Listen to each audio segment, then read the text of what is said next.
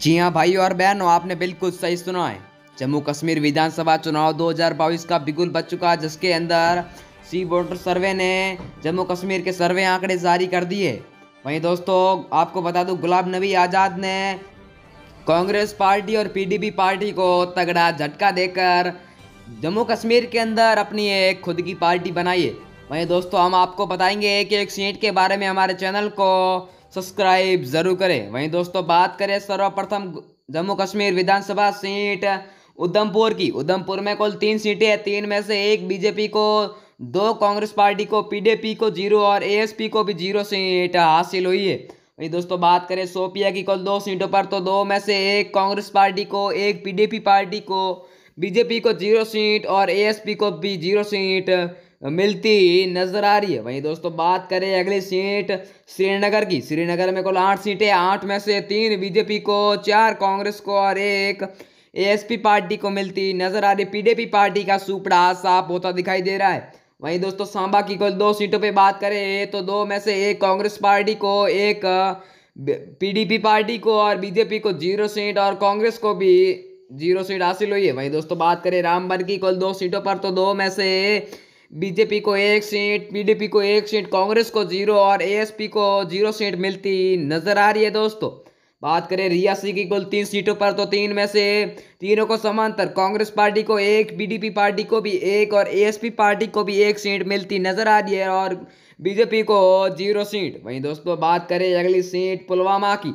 पुलवामा में कुल 4 सीटें हैं, तो 4 में से 2 बीजेपी को, 1 कांग्रेस को और 1 एएसपी पार्टी को मिलती नजर आ रही है और पीडीपी पार्टी का सुपड़ा साफ होता दिखाई दे रहा है। दोस्तों, बात करें अगली सीट राजौरी की।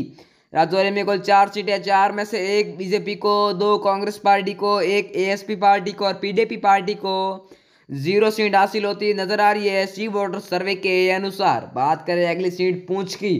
पुंछ में कुल 3 सीटें, 3 में से 1 बीजेपी पार्टी को, 1 कांग्रेस पार्टी को और 1 एएसपी पार्टी को मिलती नजर आ रही है। दोस्तों, सी वोटर सर्वे के अनुसार लेह में कुल 2 सीटें हैं। दोस्तों, 2 में से 1 बीजेपी पार्टी को, 1 कांग्रेस पार्टी को, पीडीपी पार्टी और एएसपी पार्टी को धमाकेदार टक्कर मिलती नजर आ रही है। दोस्तों, बात करें अगली सीट कुलगाम की। कुलगाम में कुल 4 सीटें हैं, तो 4 में से 1 बीजेपी पार्टी को, कांग्रेस पार्टी को 2 सीट और पीडीपी पार्टी को 1 सीट मिलती नजर आ रही है सी वोटर सर्वे के अनुसार। बात करें अगली सीट कुपवाड़ा की। कुपवाड़ा में कुल 5 सीटें हैं, तो 5 में से 3 बीजेपी पार्टी को, 2 कांग्रेस पार्टी को, पीडीपी को 0 और एएसपी पार्टी को भी 0 सीट हासिल होती नजर आ रही है। बात करें अगली सीट किसतवाड़ा की। किसतवाड़ा में कुल 2 सीटें हैं, तो 2 में से 1 बीजेपी को, 1 कांग्रेस पार्टी को, पीडीपी को 0 और एएसपी को भी 0 सीट हासिल होती नजर आ रही है। दोस्तों, बात करें अगली सीट कारगिल की। कारगिल में कुल 2 सीटें हैं, तो 2 में से 1 बीजेपी को, 1 कांग्रेस पार्टी को, 1 0 पीडीपी को और 0 एएसपी पार्टी को मिलती नजर आ रही है। बात करें अगली सीट कठुआ की। कठुआ में कुल 4 सीटें हैं, 4 में से 1 बीजेपी को, 3 कांग्रेस पार्टी को, 1 एएसपी पार्टी को और पीडीपी पार्टी को 0 सीट हासिल हुई है। अगली सीट बात करें जम्मू की। जम्मू में कुल 11 सीटें हैं, 11 में से 5 कांग्रेस पार्टी को, 2 बीडीपी पार्टी को, 2 एएसपी पार्टी को और 2 बीजेपी पार्टी को हासिल हुई है। बात करें अगली सीट गांध असम्बली की। गांध असम्बली में कुल 2 सीटें, 2 में से 1 बीजेपी को और 1 कांग्रेस पार्टी को मिलती नजर आ रही है। पीडीपी को 0 सीट और एएसपी को भी 0 सीट हासिल हुई है। बात करें अगली सीट डोडा की। डोडा में कुल 2 सीटें हैं, तो 2 में से 1 कांग्रेस पार्टी को, 1 पीडीपी पार्टी को, एएसपी को 0 और बीजेपी को भी 0 सीट हासिल हुई है। बात करें अगली सीट बंडगांव की।